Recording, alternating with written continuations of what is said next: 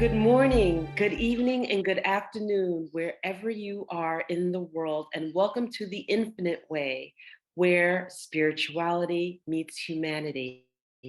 And here we have back Dr. Kiatezua Lubanzadio Luyaluka, and we are so excited to have him back, expertise on the Congo, but let me formally introduce him to you. Dr. Luyaluka has a Ph.D. honorable degree in Theology from Trinity Graduate School of Apologetics and Theology, Kerala, India. He is a native and citizen of the Democratic Republic of Congo. Dr. Luyaluka is the founder of NZIL'ALOWA, an Afrocentric academy aiming at solar renaissance as the recourse, even return of Afrikans to the epistemology and scientific religion that marked the success of ancient Egypt and the African pre-colonial civilizations, namely the Kongo Kingdom. NZIL'ALOWA comprises of academic branch named Institute des Sciences Anamiques and an initiatory branch of NZIL'ALOWA. With the Institute des Sciences Anamiques, Dr. Luyaluka has published 15 books available at Amazon.com and 32 scientific papers downloadable at academia.edu. He is currently one of the leading scholars in the field of Bukongo, the Congo religion. Welcome, Dr. Luyaluka. Thank you, Enolia. So this is part 2, and we could not let you go without going into pre-colonistic Bukongo and talking about the Bukongo people before the Portuguese arrived.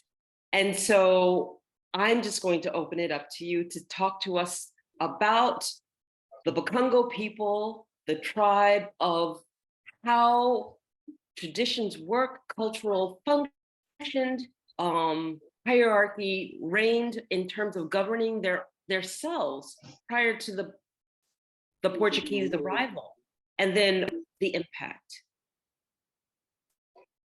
Before the arrival of the Portuguese, the Kongo Kingdom was an empire that was constituted by many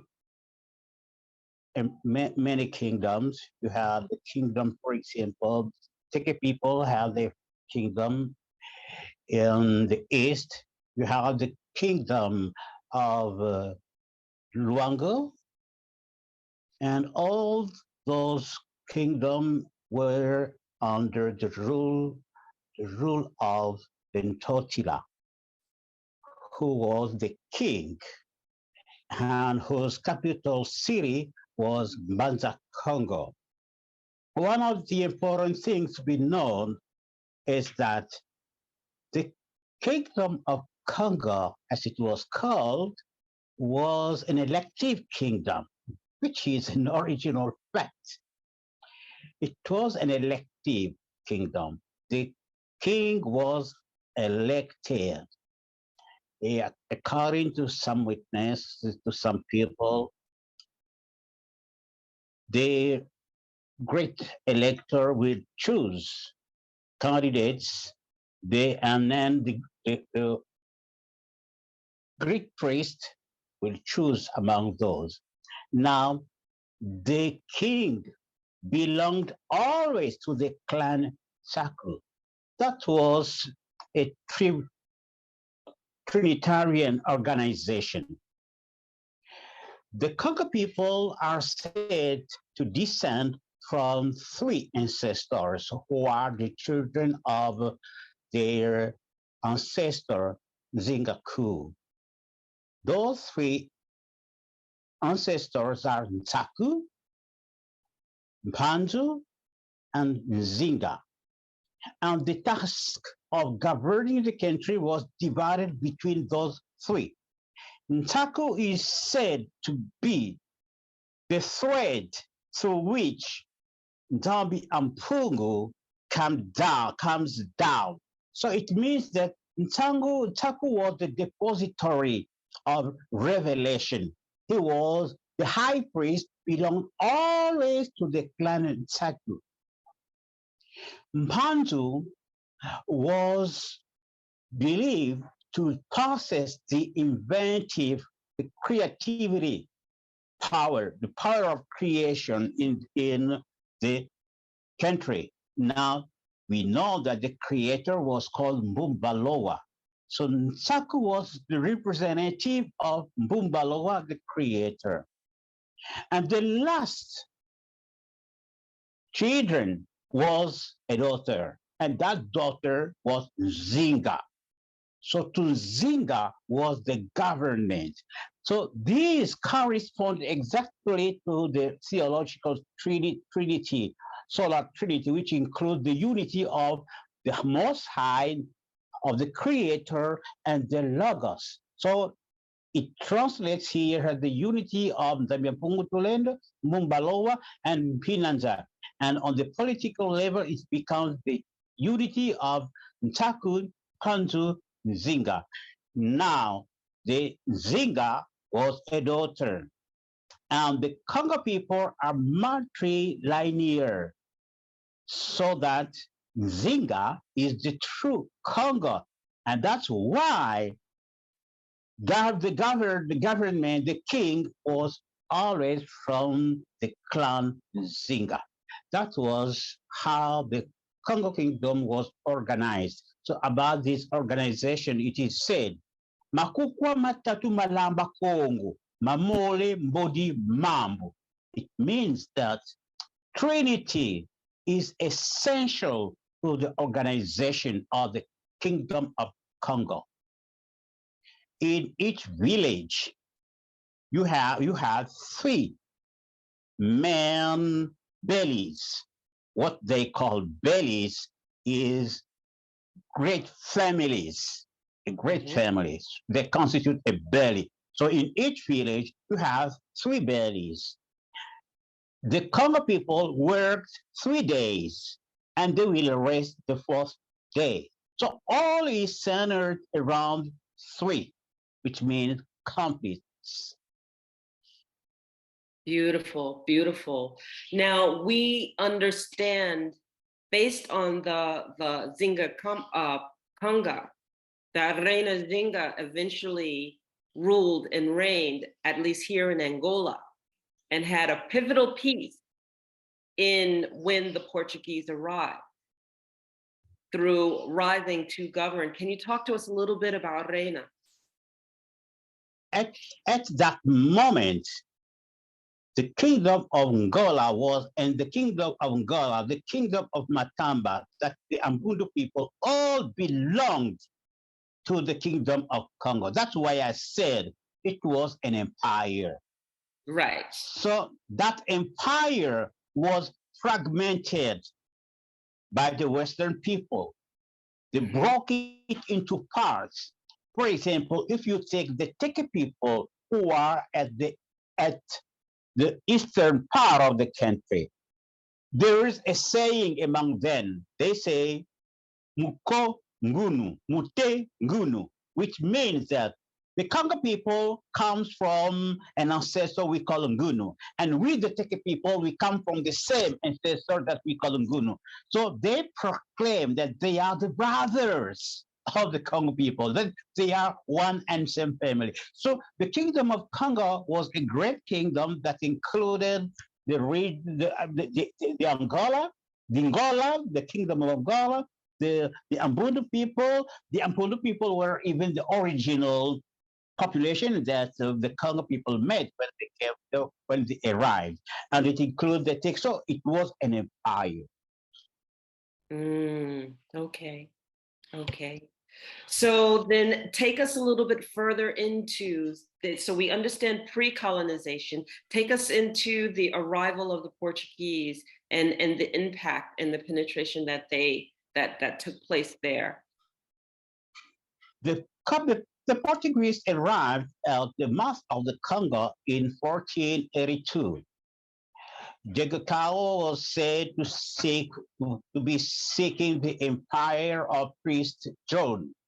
We don't know where that empire is situated, but he arrived at the mouth of the Congo River, and he realized that it was a powerful river. So he engaged and found the Congo people. And from that time on, they began to ties were developed between the Portuguese and the Congo people. There were even exchanges of ambassadors. For example, the Congo people will send ambassadors to Portugal, to Spain, to Vatican, even to Brazil. So the kingdom was kind of recognized by all those superpowers. But in reality, they had also their agenda, one of which was to separate the kingdom, and also to spoil its wealth, because they were interested in trade, but also in exploiting the Black people.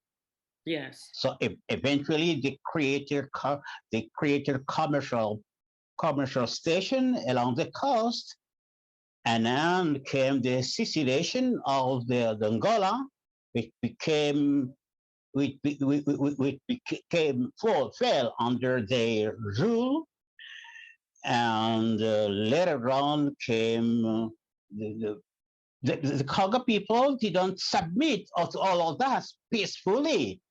Sometimes people may believe, no, the Black people always resisted. Mm-hmm. And the last resistance we know was the Battle of the Mbuila. And many things can be said that battle, because many will say that the Portuguese has won, but actually we don't believe so, because when you win, there are treaties that will be signed. When you win, you will have the other party pay for the war. So all those things have not been done. So we can say that the king of the Congo was killed, and the Portuguese capitalized on this in order to retreat and go back to Angola. So that was the hand of the matter. And from then on, the kingdom became weak up to now. Okay. Up to the arrival of the moment of slavery and later on colonization. Right. Working throughout colonization, I happened to be here on a couple of years in a row when Angola celebrated their Independence Day. Okay. Mm-hmm. And to see the leaders of each one of the villages of the tribes all across Angola, to witness the retelling of the story of colonization and then the independence and how they broke free, was something that I will never forget in my heart ever. Because coming from the United States and on the other side, I understood what that meant from that perspective, but being here and not knowing what colonization was like. And I want to educate my audience, because we hear the word colonization, but we don't understand that that meant concentration camps of where they were holding Bakongo Mbundu people and trying to break them and trying to push their systematic ways upon them, and how these people had to persevere in order not to be broken, in order to be able to still reign and still govern their people. So the methodologies by which these Portuguese used, I was not familiar with. I didn't realize that they had camps all around. I did not realize. I visited also the slave museum, where they actually were bringing entrance and exiting Luanda, right by Masulu, where the ships would land and where they would use their focal point in order to gather the people for the journey outside of Angola. So when I look at that and I look at what it took to break out of that situation, I can't even fathom how the communication took place. How did the leaders come together?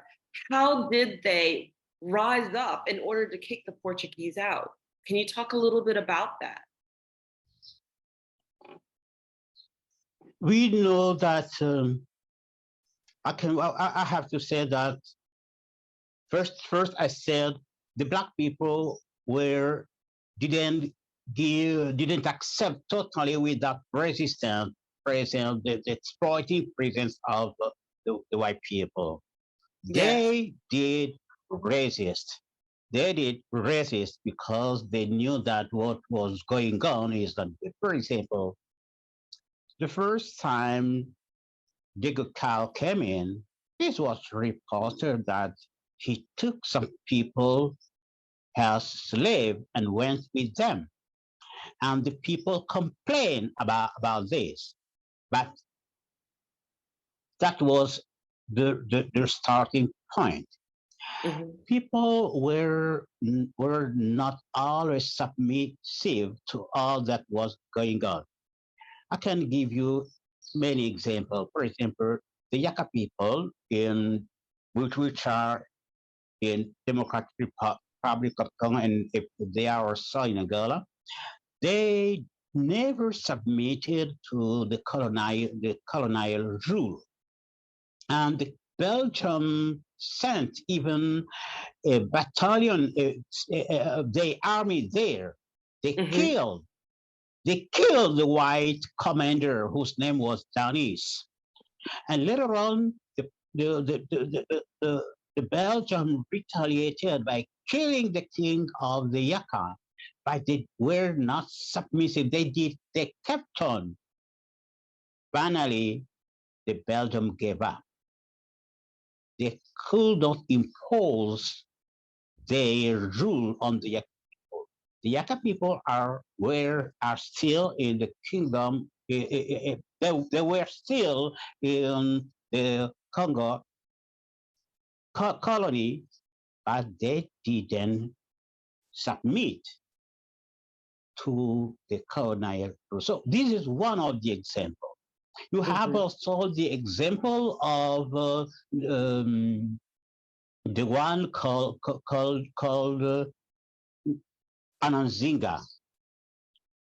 Ananzinga resisted to the Portuguese, and under her rule, any people, any Black who happened to arrive at her land was free, was considered to be free, and he could not be taken into slavery. So she was an example of resistance.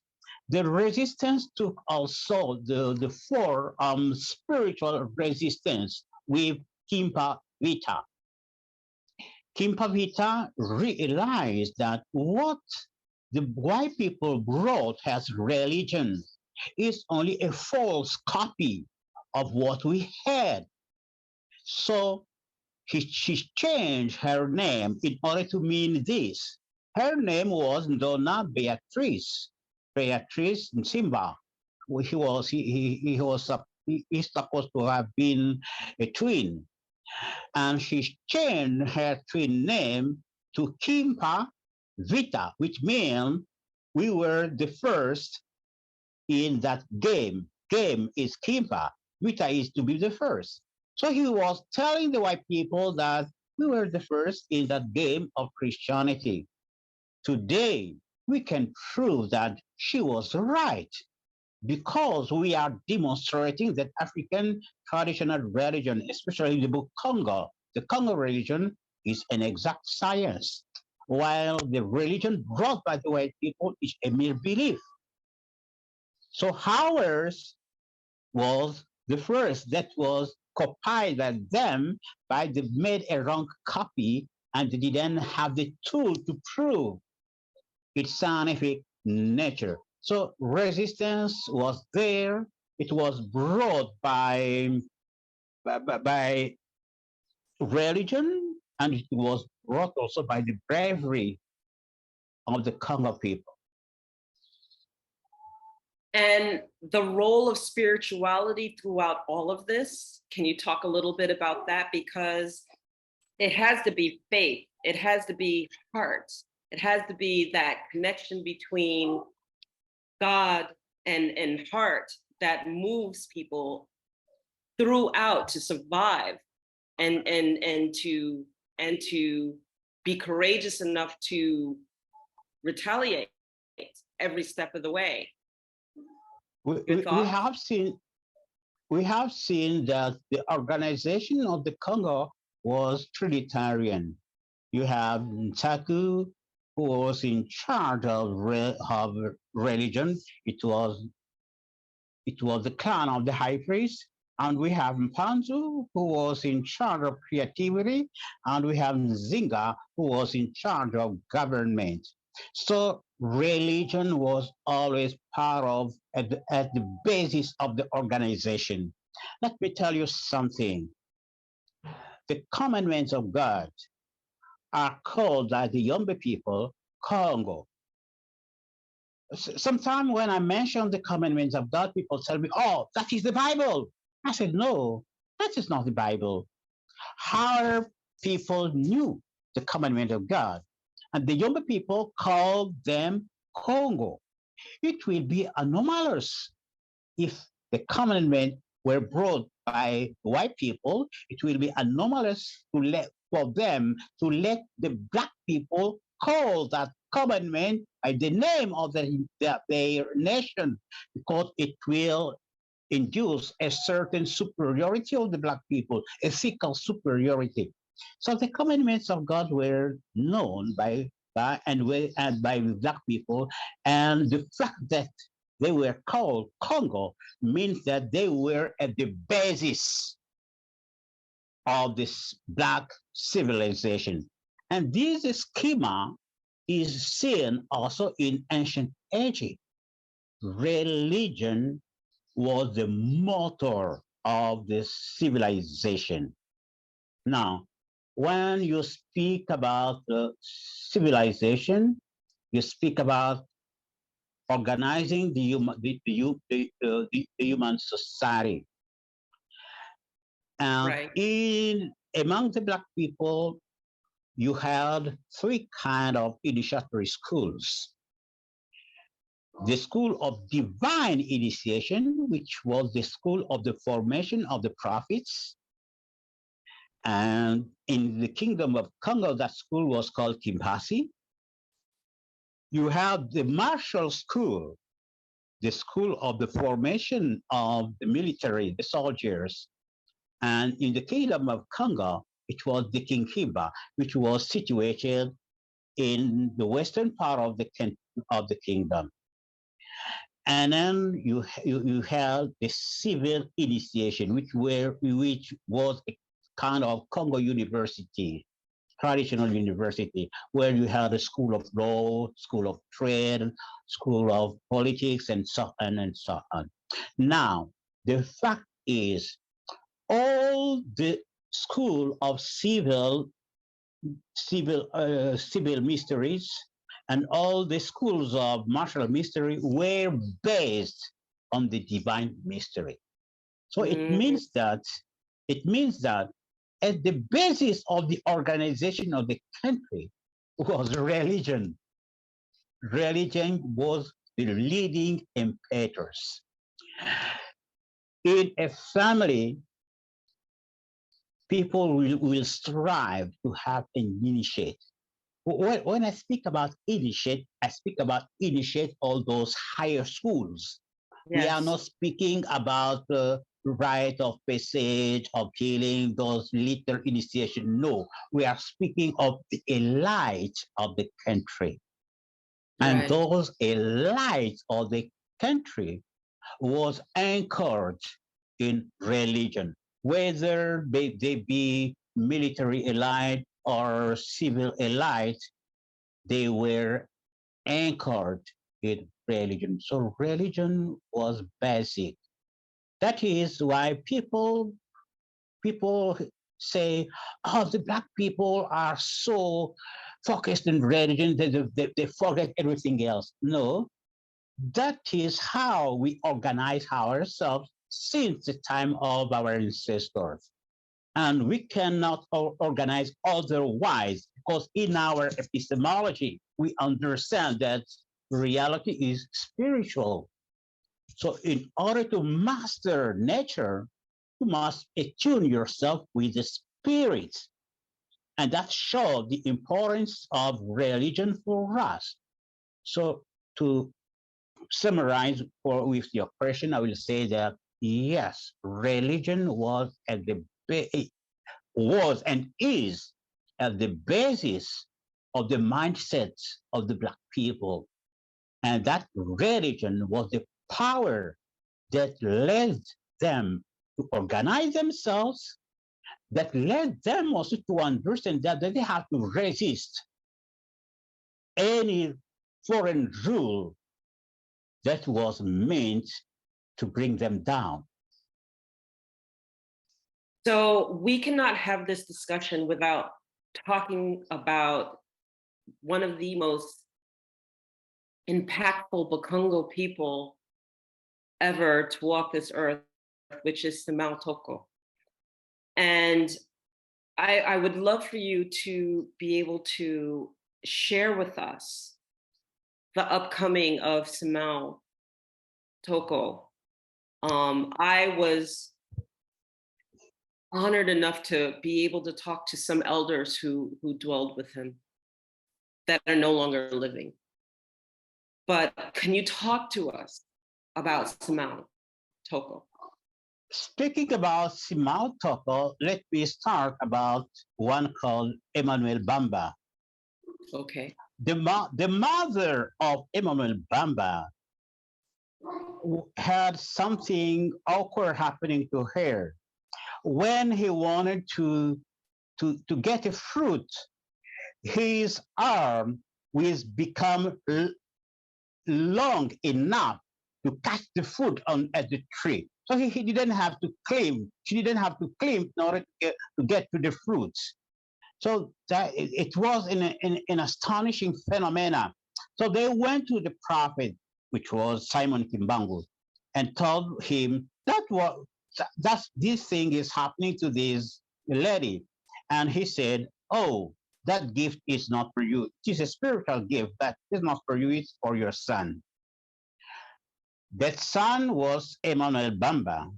He grew up. As he grew up, Simon Kimbangu was already arrested and was in prison. And it was forbidden to sing prophetic songs. It was forbidden by the colonial authority. Now, Emmanuel Bamba created a choir. And that choir that was situated in the Baptist parish that was called the parish of Itaga in Kinshasa. So the parish of Itaga in Kinshasa. So they were singing prophetic songs that was forbidden by the colony. So eventually they came to arrest them. As they were arrested, Simon Toko was part of the choir. And they began to ask each one of them. Most of them were from the former Kingdom of Congo. So we're Congo people. And one of them was for the upper Congo. So it wasn't the Congo people, but they asked him, what are you doing among the Congo people? He said, oh, I'm not a member of that choir. I came here just to buy the cassava bread. And they told him, because you like the cassava bread, we are going to go back in your village and to eat the cassava bread there. So he was relegated in the upper Congo. All the other people were relegated. Emmanuel Bamba, they told him, you will be relegated at the same prison with Simon Kipang. So he was sent in where Simon Kipang was.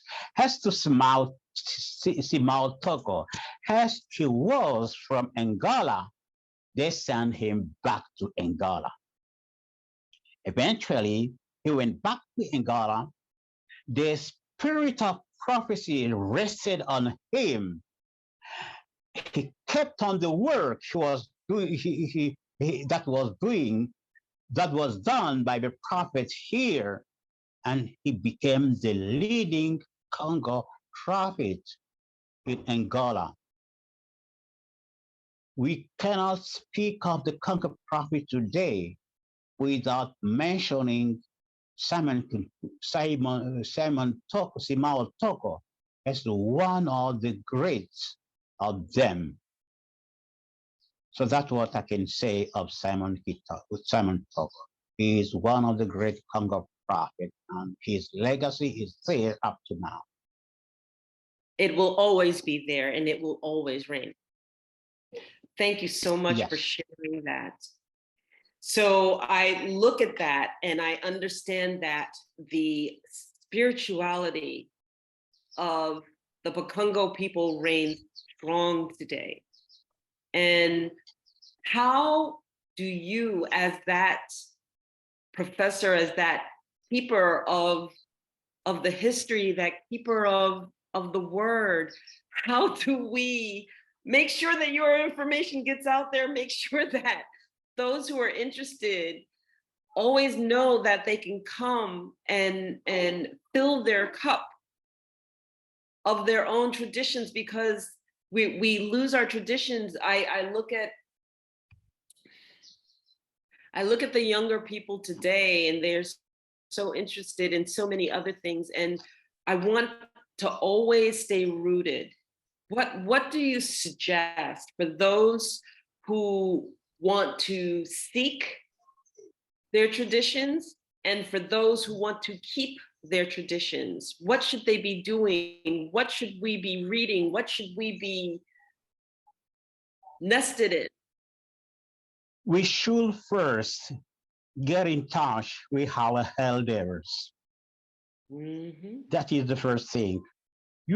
They should get in touch with the elders. Those people know many things, and you need to approach them in order to get knowledge from them. Second thing, you must know your language, especially for those from the continent. They don't have an excuse. They must know and master the language. Why? Because most of the teaching of our culture are embedded in our language.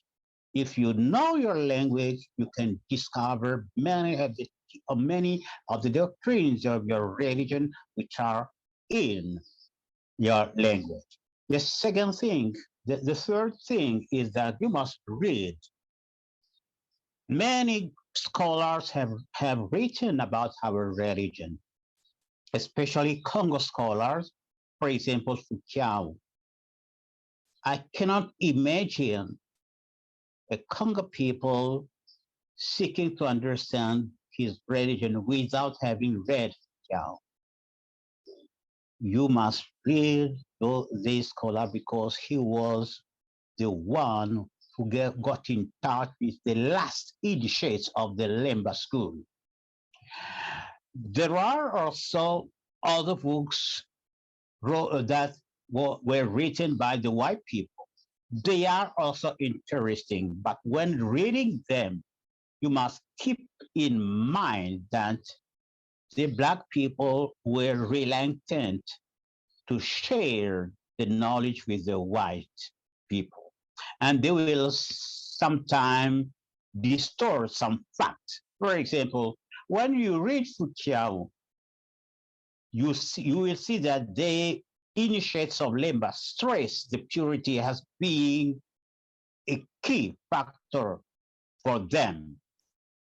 But when you read one called Johnson, you will see that he was a white people, and the Congo people told him, they were just learning about dances and bad things, even adultery there. So when you read the white people, keep in mind that the white black people were not always willing to share the truth with them. So you have to read carefully between the line in order to understand the fact. But the young people have to read. There are also now many scholars who share the ideas in the internet, and all that are resources for them. So they must strive to understand our culture, to keep our culture. Let me add one thing. There is a tendency nowadays for Black people to say, oh, the Bible contains nothing good. That is kind of stupidity, because the spiritual principles found in the Bible were stolen from the Black people. So that when you read the Bible, when you read the spiritual principles of the Bible, you are reading the principle of your own religion. Usually, I used to say to Black people, if you want to understand your religion, read the Bible from the Afrocentric point of view. The history which is there, the culture which is there is not the interesting thing. But the spiritual principles that are there are ours. That's why the prophet Simon Mbango said, read the Bible, keep the principles that are therein, because they were stolen from our ancestors. So I'm going to repeat some of these things that you said because I really want our audience to grasp it. And the first thing that you relented to is to engage your elders. And yes. I want to press upon why this is important, because our elders came before us, they lived before us, their experiences and their knowledge and the oral history was passed down to them. Engage your elder and cherish what your elder brings in terms of experience and brings in terms of understanding and brings in terms of what was passed down from the ancestry. And I'm especially talking to those in the West, because the first thing that the colonizers did is they destroyed our understanding of relationship. Yeah. So in destroying our understanding of relationship, the number one thing that they destroyed was our relationship with our elders and the cherishing of our elders. Where in that society, we put our elders away. Oh, they're old now. Let's put them in an old age home. We can't be bothered with taking care of them. Oh, what do they know? They don't understand what's here and now. And that was purposely done to destroy the relationship between the eldership and the understanding and the passing down of knowledge and history, because that which was in Africa was always passed down orally. It was not passed down written one. Majority was passed down through oral tradition, through storytelling, through the parables. And it is important for our people to understand that these came from the elders. You sit with your elders, you get a recorder, you talk to your elders, and understand that you may not even understand what's being told to you, that you have to go back and you have to listen over and over again. Because when you talk in parable, when you talk in analogy, the fish of a fish is a fish, and to understand that which you are, you come from. You are what you come from. It's important. So I can't impress upon this enough. That was the first thing you said. The second thing that you said is language. Yes. That was the first thing that slaves were not allowed to speak, was their own language, because the spirituality, the understanding, the history, everything was in our language. And the Yes. first and the number one thing that the second thing that they destroyed was not allowing us to speak our language. They did it with us, they did it with Native Americans, they did it with any culture that was oppressed. Stop the language because you stop the knowledge. And you stop the knowledge, you stop the understanding, you stop the understanding, you stop the flow of what drives us to be who we are. To understand that we are something bigger than what we came here to be. This was their way of making us feel small. And so in order to understand that, to pick up that language and to speak the words, it was my job to learn your name so that I could speak your name and speak it well. Yeah. We need to be able to grasp our language. And if you don't know what your language is, because many of us who are on the United States side don't know what our language is, then grasp a language, take a language. It is so beautiful to be here in Africa and know that my brothers and my sisters speak multiple languages. Multiple languages. I speak Kikongo, I speak Undu, I speak. And so that is number one thing that was taken from us was our language. You know, and so I just wanted to take the couple of those points that you said and to really emphasize how important of what you are saying. And then the third is to see, you said, make sure that if you're going to learn history, you know, understand that if you're reading a book from an academia from a white person, that you're basically understand that it's through their purview, it's through their eyes. So I would suggest that you learn from a scholar like yourself so you can see through the eyes of our own people, because that lens is different. It is always different when you see videography, when you see written work through the eyes of the person who's telling the story, because then you're getting their bias and their perspective. And when that's taken out of context, because they were not belonging and they're not a part of it, of course it's misconstrued. Of course it's taken the wrong way, because they were not a part of that culture. They were not observing those traditions. They were not living those traditions. And I can say that as a first part expert, because I'm here in Africa, I'm living certain traditions. Now I understand the embeddedness of the groundedness and the rootedness of my ancestors, because I'm living those traditions. Yeah. And it is not the same.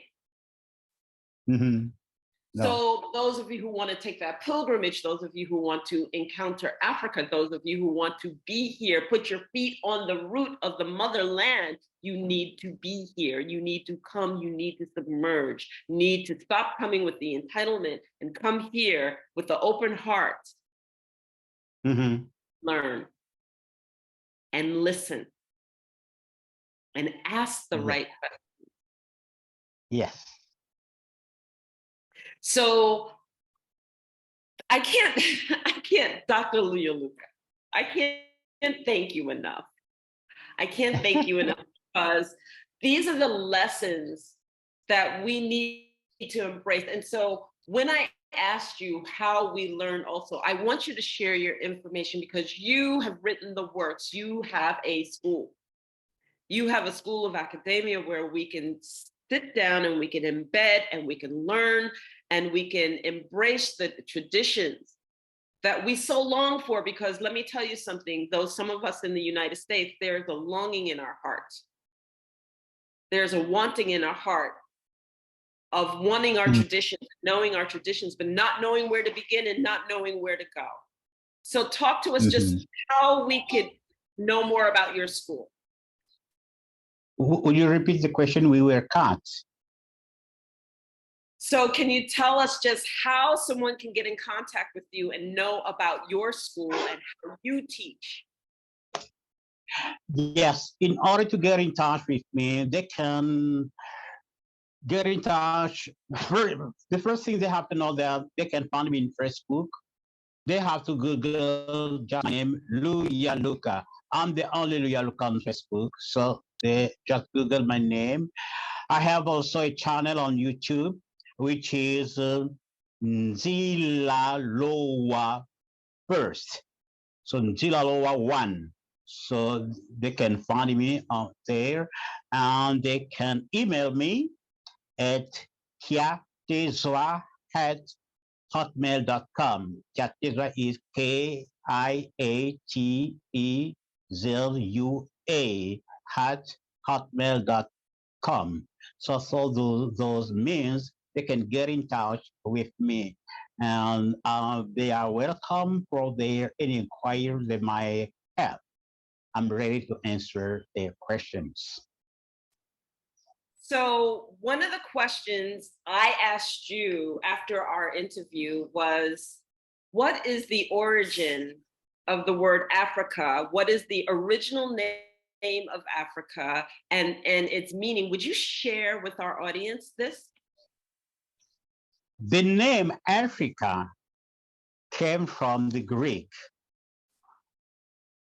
Various people who saw the word had the way of calling us. Some people will speak about Al-Kebulum, but which is said to come from the Arabs. According to the elder I asked, they will tell me that our people used to call this land Katiopa. Katiopa. When you talk with the Kongo, the Songi people, they are from DRC, they will tell you that they came from Katiopa. And Katiopa was also understood as being Ethiopia. And all of Southern Africa was known as Ethiopia. So there are a lot of saying about the true name of Africa. What we have as names came from the foreigners, from Greek, from Arabs, and so on. But maybe our people used to call this land Katiopa. Maybe research must be done on that subject. Thank you so much. So again, I want to thank you. And any last wisdom or any last words that you would want to share with our audience before we go? My last word is that Black people all over the world must know that we are based on religion. Since the time of ancient Egypt, religion was at the basis of our civilization. And that religion was an exact science. It is very important for us to reconnect with that true dimension of that religion and bring it back into all the trends of the religion bequeathed by our ancestors. It is important for us because our civilization, our paradigm is based on the fact that reality is spiritual. And this is a provable fact nowadays. So let's reconnect with our true religion. Thank you so much. And again, that doesn't mean the one that the colonists provided, but our true religion. And let that be the last one. Yes. Thank you again, Professor Luyaluka, Dr. Luyaluka. I am so grateful to have had you on here. And this has been The Infinite Way, where spirituality meets humanity. And I hope you enjoyed this. I hope you learned a lot. Take care for now. Bye-bye. Bye-bye.